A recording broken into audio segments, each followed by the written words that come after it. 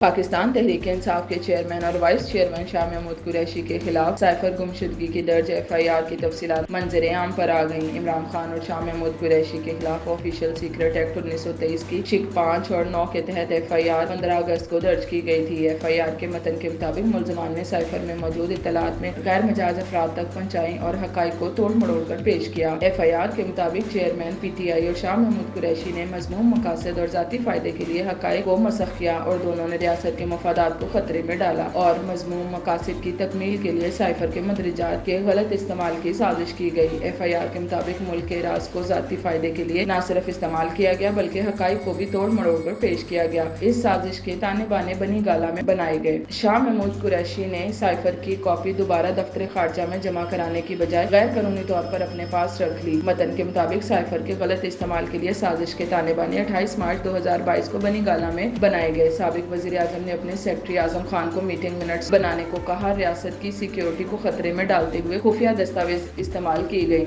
मुलजिम ने साइफर की कॉपी दफ्तर खारजा में जमा कराने के बजाय खुद रख ली, जो सरासर गैर कानूनी है। ख्याल रहे कि साबिक वजीर खारजा शाह महमूद कुरैशी को गुज़िश्ता रोज इस्लामाबाद में साइफर गुमशुदगी के मामले पर दर्ज मुकदमे में गिरफ्तार किया गया था। शाह महमूद कुरैशी के बाद असद उमर और आजम खान समेत दीगर मुतल्लिका अफराद की गिरफ्तारी का भी इम्कान है, जबकि साबिक वजीर आजम और चेयरमैन PTI पहले ही जेल में हैं।